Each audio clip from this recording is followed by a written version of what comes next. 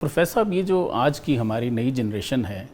تو وہ اس سے کافی متاثر نظر آتی ہے، تو کیا وہ اسلامک جو کانسیپٹس ہیں ان سے پیچھے ہٹتی نظر آتی ہے آپ کو؟ بالکل میرا خیال ہے کہ یہ جو کن فیکون والا فلسفہ ہے، جی اس کی وجہ ایک یہ بھی ہے پروفیسر صاحب کہ اس وقت جو ہمارے تعلیمی اداروں میں جو نظام تعلیم جو رائج ہے اس میں اگر آپ دیکھیں کوئی سا بھی سبجیکٹس اٹھا کے دیکھ لیں، ہم نے از اول تا آخر موسٹ پروبیبلی ویسٹرن رائٹرز کو، فلاسفرز کو، ان کی تھیریز کو ہم پڑھاتے ہیں۔ صحیح۔ ہمارا بچہ BS 4 ایئرز کا جو بھی پروگرام کرتا ہے تو اس سے ریلیونٹ وہ ساری کی ساری فلسفی وہ وہاں سے آتی ہے، اور کوئی اتنی 10% بھی مارجن اسلامک سائنسز کا یا ایٹ لیسٹ اس کے اندر کچھ اس طرح کو ہے جہاں پہ ان کو ایک کمپیریٹیو اسٹڈی دے کر جو ہے وہ اسلام کا پرسپیکٹیو کیا ہے اس کو بھی اس سے آگاہ کیا جائے۔ جب یہ نہیں ہوتا تو نیچرلی ایک ذہن کے اندر اٹھنے والے وہ سوالات جو تھیریز، ویسٹ کی تھیریز اور فلسفیز جب اس کو ریز کرتی ہیں اور وہ بچوں کو کلاس میں پڑھائی جاتی ہیں اور اس کے اوپر ان کا کنوکشن اور یقین جو وہ پختہ کرایا جاتا ہے، اور جب وہ بحیثیت مسلمان جس براٹ اپ کے ساتھ وہ جاتے ہیں ادارے کے اندر، ان کو تو یہ سکھایا گیا تھا کہ الحمدللہ رب العالمین، مگر جب اس سٹیج پہ پہنچتے ہیں تو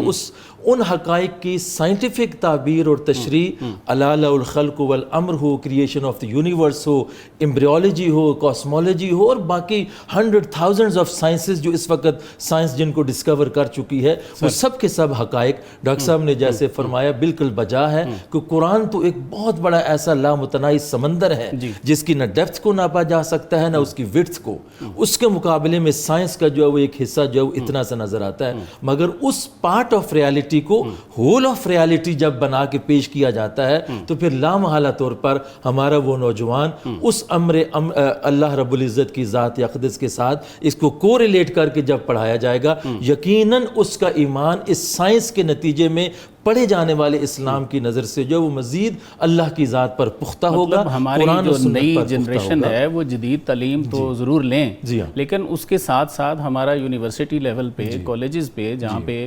بچے ظاہر تعلیم حاصل کر رہے ہیں، تو وہاں پہ جو ہمارا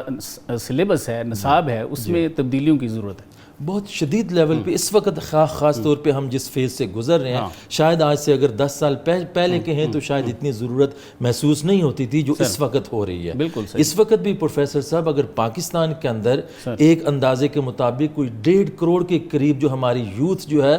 الحاد سے متاثر ہو رہی ہے، بالکل ایسے ہی، اور عجیب بات یہ ہے کہ تعلیمی اداروں کے اندر ایسے لوگ جو وہ موجود ہیں جو ایسی ڈسکشنز کلاسز کے اندر وہ لانچ کر کے ایگزسٹنس آف گاڈ کے اوپر جو ہے وہ شک اور ارتیاب پیدا کر کے نوجوان نسل کو مزید اللہ کی ذات سے جو وہ دور کرنے کا موجب بنتے ہیں۔ ان حالات کے اندر ہم اس چیز کے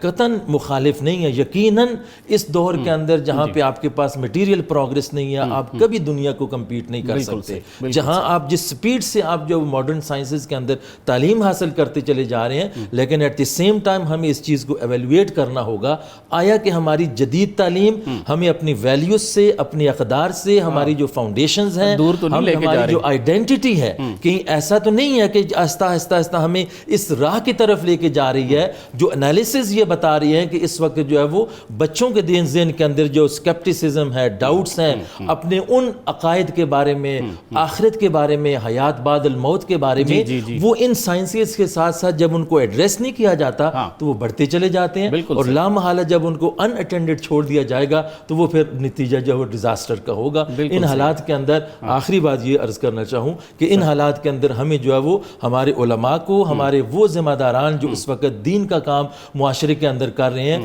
انہیں ایسے افراد کی تیاری کی بڑی شدید ضرورت ہے جہاں وہ ایک طرف قرآن و سنت کی نصوص کا علم جو ہے وہ رکھتے ہوں، ایٹ دی سیم ٹائم وہ جو لیٹسٹ ماڈرن جو سائنسز ہیں ان کا نالج بھی اپنے اپنے ڈومین میں رکھیں، تاکہ قرآن اور سائنس کی جو کمپیٹیبلٹی کے ساتھ جب وہ ریلیجن کو پریچ کریں گے تو ہوپ فلی پھر ہمارا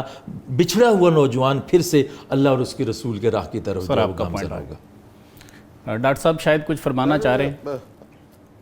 جی سر، میں ڈاکٹر پریس صاحب کی بات کو بالکل انڈورس کر کے اس کو آگے بڑھانا چاہتا ہوں کہ ہمیں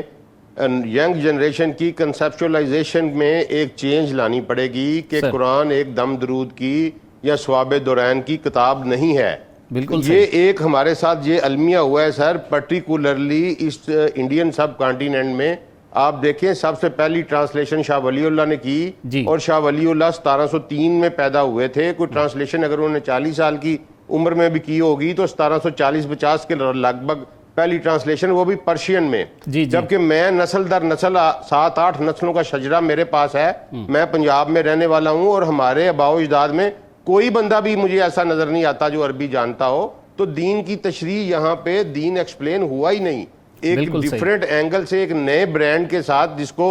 دم درود کا اور ثواب دورین کا کتاب بنا کے اس کو پریزنٹ کیا گیا, اور نسل در نسل یہ ہمارے